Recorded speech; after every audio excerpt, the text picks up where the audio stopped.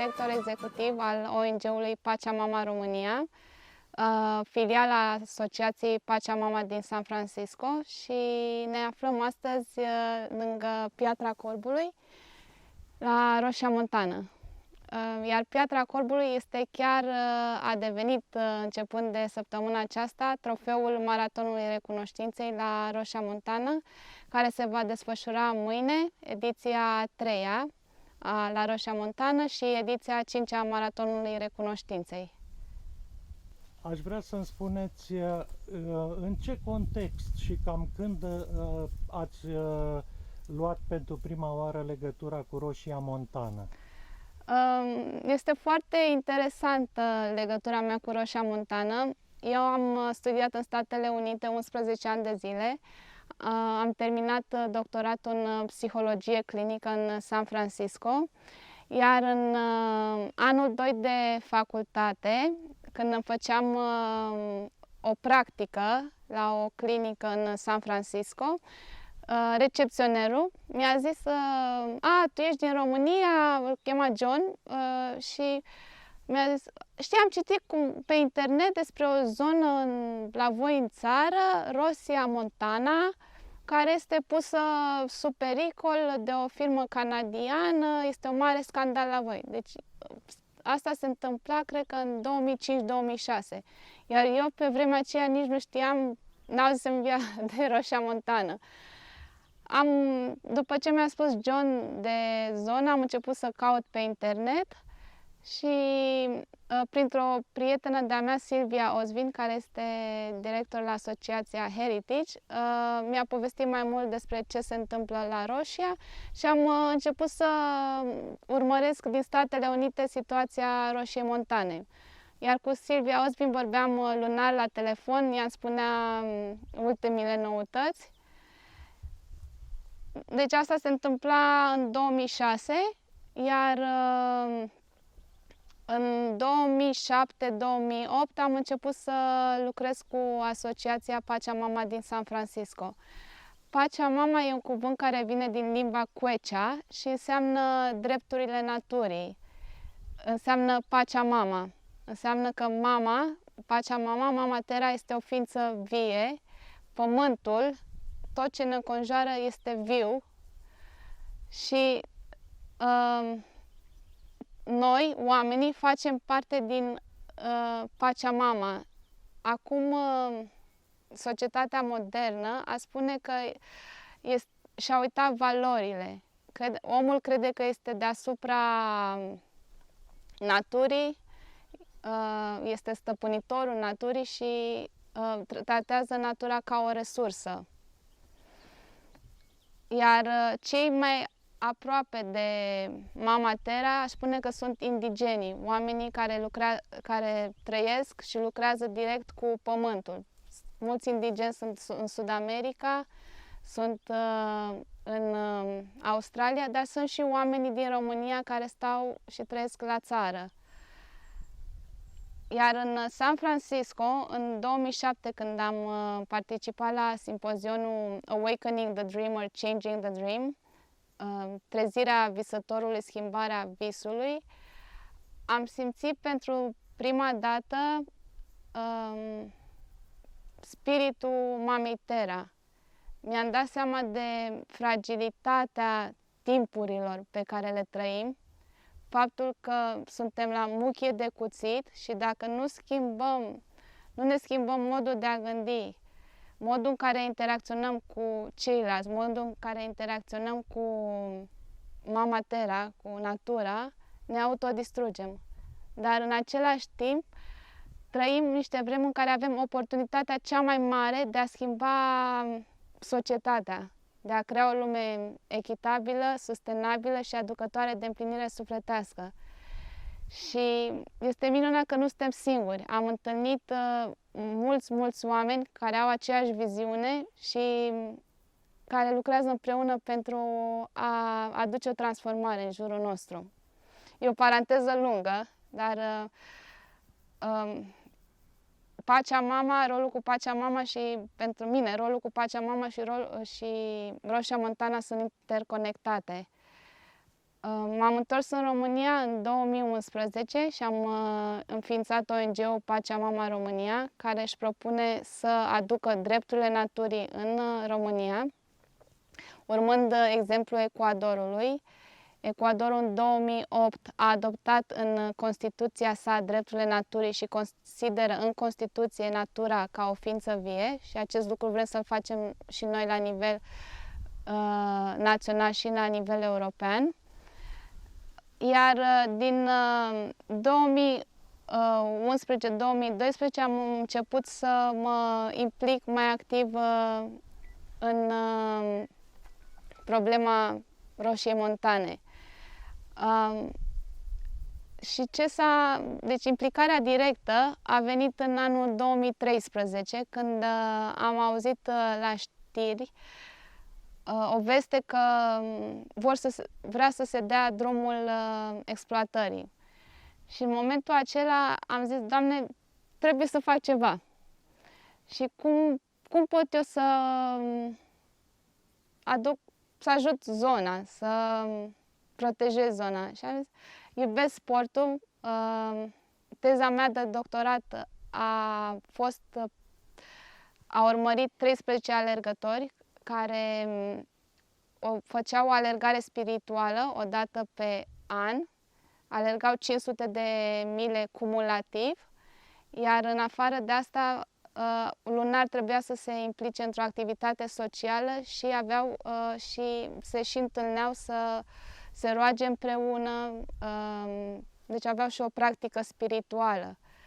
Și am zis, aș dori să aduc acest lucru și la Roșia Montană. În primul rând să aduc sportul, mișcarea, pentru a aduce oameni ca să, în primul rând, să trăiască, nu să vadă, în primul rând să vadă zona și în al doilea rând să folosească alergatul ca o metodă, o practică spirituală.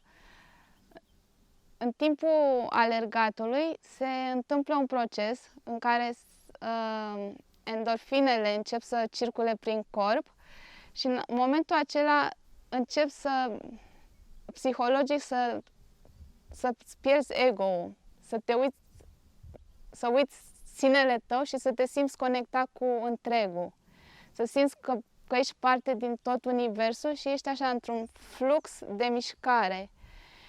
Și cred că asta este transformarea care este necesară pentru pentru a crea transformarea socială de care avem nevoie. Să uităm de ego-ul nostru și să începem să fim prezenți și să fim în fluxul universului. Și alergatul este o metodă prin care putem să facem acest lucru și prin care chiar putem să ne simțim interconectați, fiindcă una este să vorbești despre interconectivitate, iar alta este să simți acest lucru. Iar când te simți interconectat și te simți că ești parte din întreg, e o stare de împlinire și de iubire în care nu-ți mai trebuie nimic, simți o abundență și simți nevoia de a dărui celor din jur.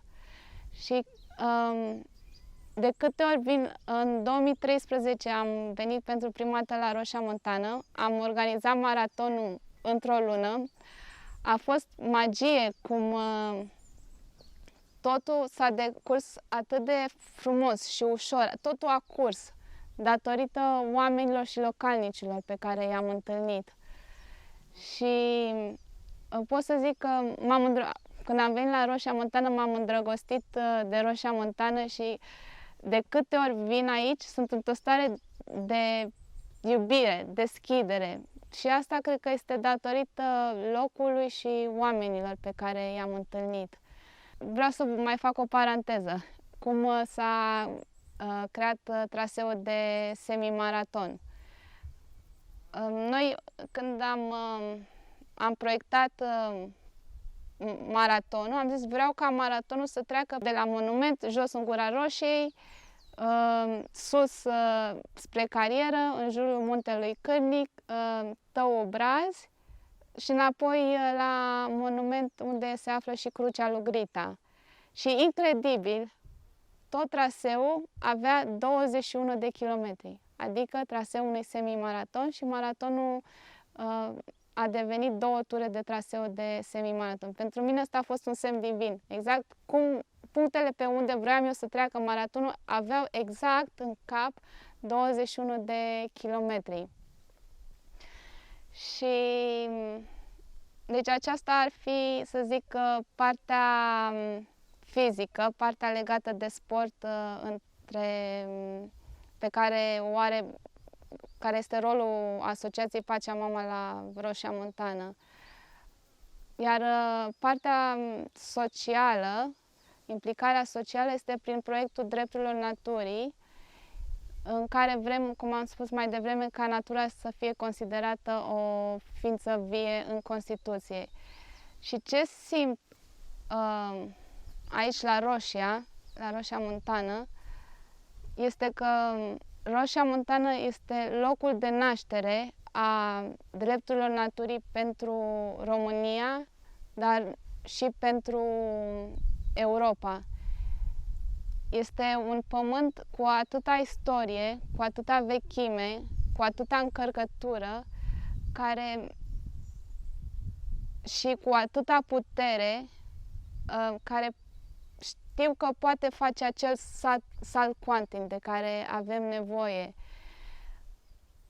Este o energie atât de puternică, dar există foarte multă luptă, încrâncenare. Normal, de peste 2000 de ani acest pământ a fost cotropit, dar în același timp există o forță a rezistenței și a puterii de a merge înainte.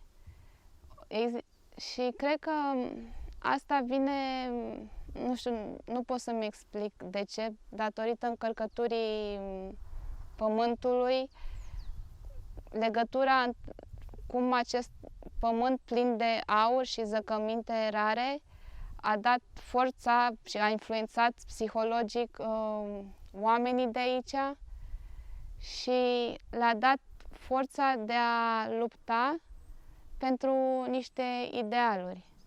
Și cred că asta este cheia succesului. Lucrurile acestea ne le spuneau și străbunii noștri, de a lucra pentru binele comunității și de a te gândi la întreg. Și asta facem și noi și cred că cea mai mare împlinire sufletească, fericirea pe care toți o căutăm, este atunci când ne dăruim unui scop măreț și lucrăm împreună. Deci sunt două elemente, dăruirea pentru un ideal și puterea comunității. Și pentru mine asta mi-a oferit, este darul Roșiei Montane pentru mine. Lucrez pentru un ideal măreț de a aduce drepturile naturii în România și la nivel european și în același timp mi-am creat o comunitate, o familie cu care lucrez împreună și este... De câte ori, de asta cred că mă simt atât de fericită când vin la Roșia. Mă simt că fac parte dintr-o familie extinsă, salut toată lumea pe stradă, merg oricând pe stradă, nu mi este frică să merg seara și simt că pot să am un rol de a aduce o transformare în jurul meu. Iar când simți că fac aceste lucruri, simt o bucurie și o stare de iubire și de deschidere care mi-aduce, deci nu am nevoie de nimic, a zâmbi și aș îmbrățișa pe toată lumea non-stop. Iar vreau să vă zic ceva personal. Mătușa mea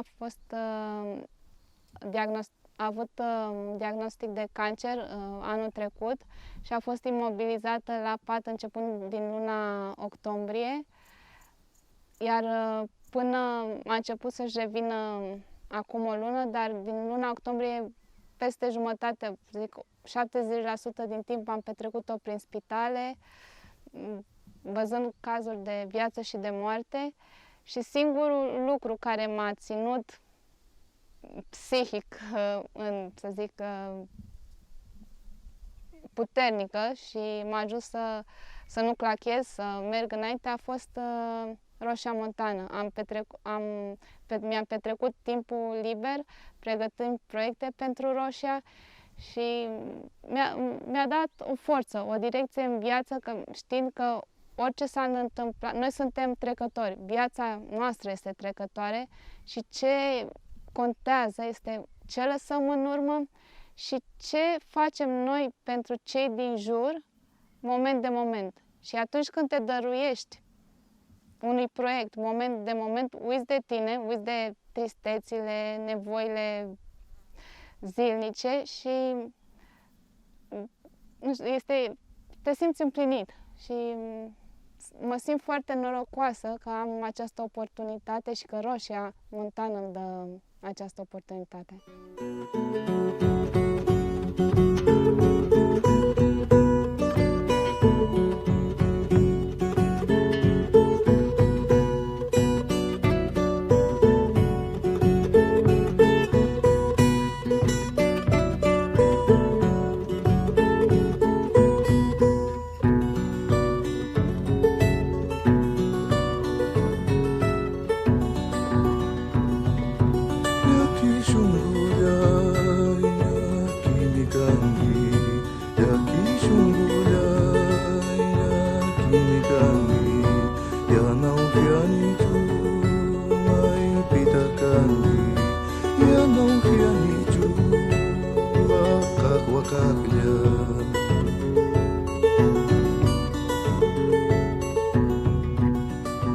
În august 2013, când am marcat traseul pentru semi-maraton, pentru prima dată, am văzut o pancartă care scria Piatra Corbului, monument protejat al naturii. Am citit puțin despre istoria ei și ceva m-a atras.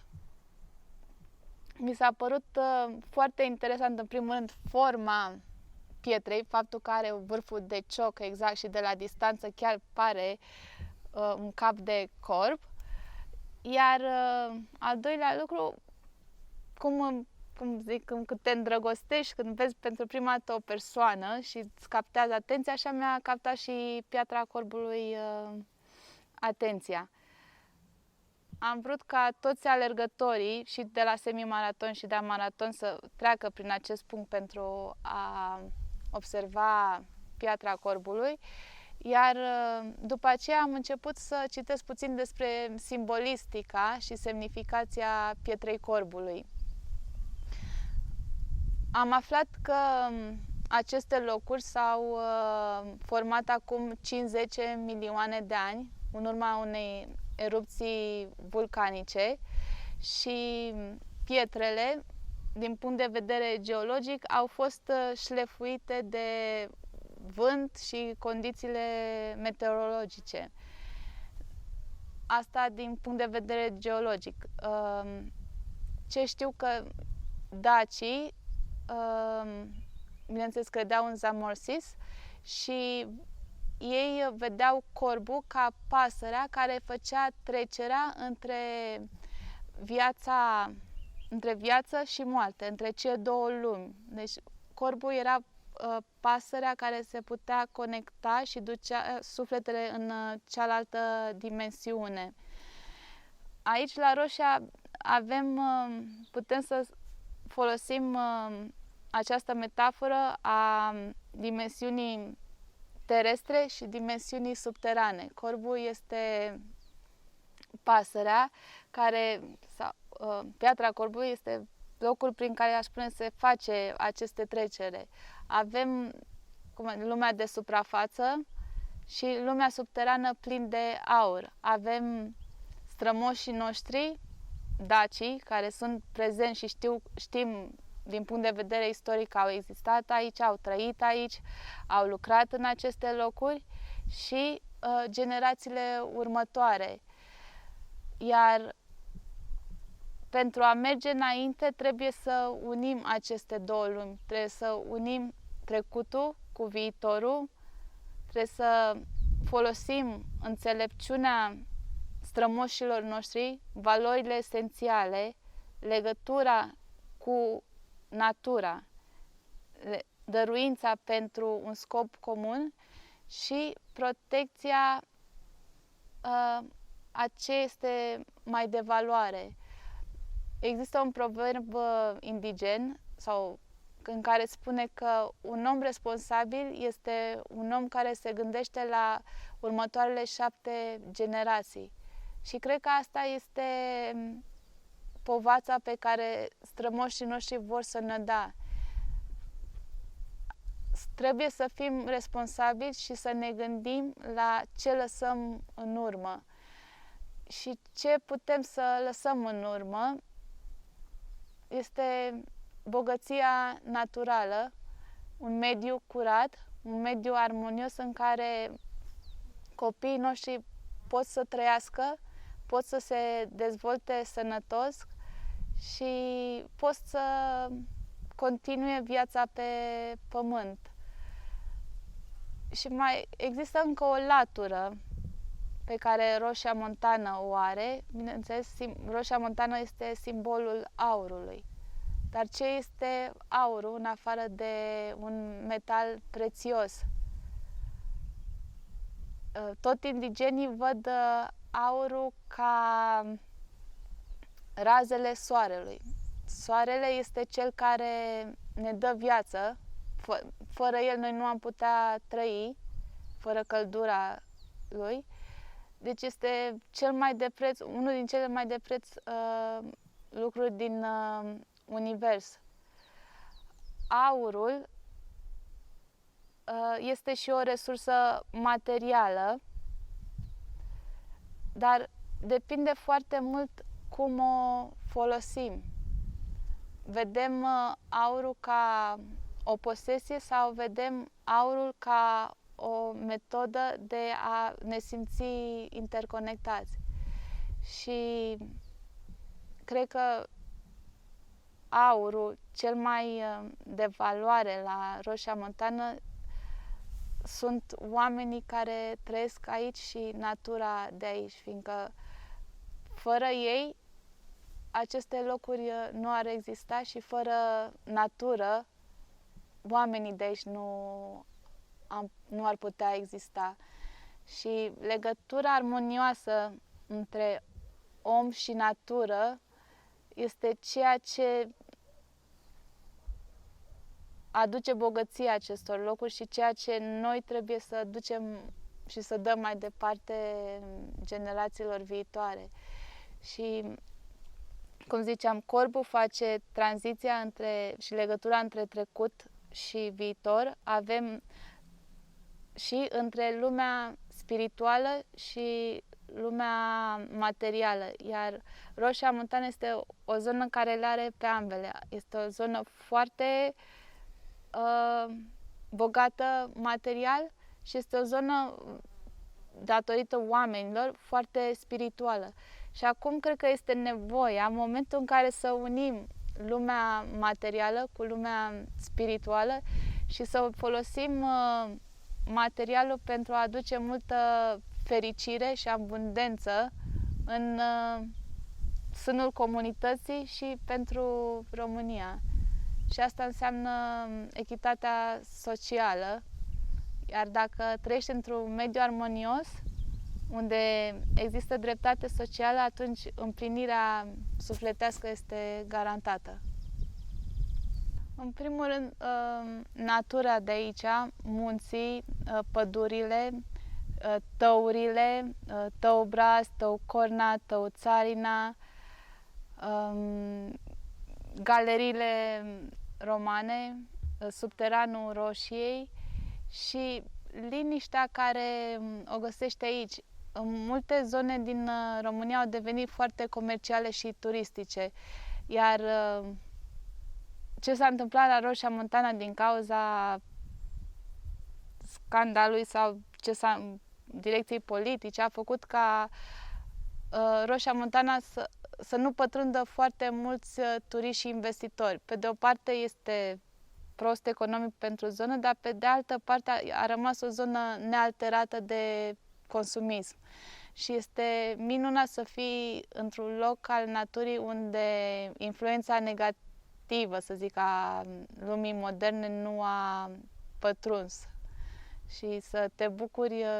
Eu pot să mă bucur total de natură aici.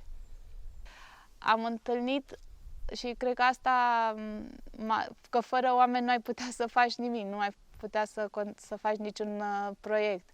Iar la Roșia Montana am întâlnit oameni cu o demnitate care nu i-am întâlnit nicăieri în lume pe unde am umblat. Și cred că este ceva, nu știu, spune specific zonei, fiindcă este o calitate moștenită pe care o avea poate și Avram Iancu, Horia Cloșca și Crișan, puterea de a rămâne pe baricade și de a îndura foarte multe agresivități numai pentru a proteja un loc și a duce mai departe anumite valori.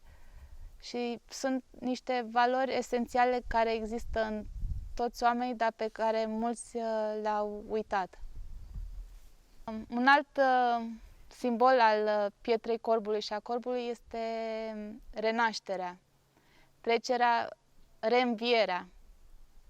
Și ce înseamnă renașterea pentru mine și cred că din punct de vedere filozofic și cum se produce acest proces, cred că este numai prin puterea iubirii și puterea creativității. Dacă iubești ceva și ești conectat cu realitatea, cu Mama Terra, atunci imediat ai impulsul de a te dărui și de a crea ceva în jurul tău.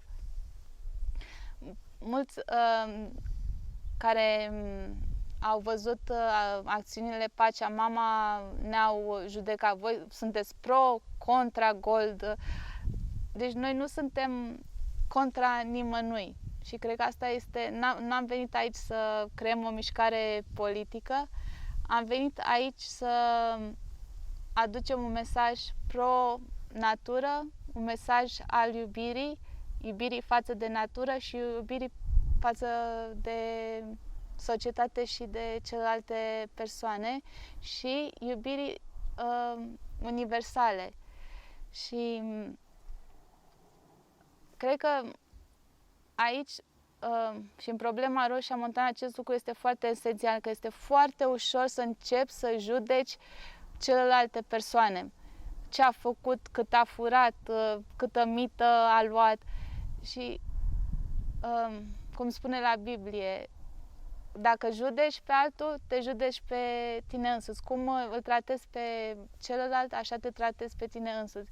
Este foarte important să aduci sentimentul iubirii. Și ce înseamnă iubirea? Iubirea înseamnă iertare, înseamnă smerenie, înseamnă recunoștință și înseamnă dăruire și putere de a merge înainte și nu în ultimul timp creativitate. Când iubești, ești una cu întregul și pentru că divinitatea este perfectă, atunci simți nevoia în tine de a face exteriorul ceva foarte frumos. Și creativitatea este legată și de elementul feminin, iar omenirea de 2000 de ani a fost condusă, să zic, de puterea masculină. Cred că este nevoie de renașterea feminității din fiecare persoană, renașterea creativității, dăruinței și iubirii necondiționate.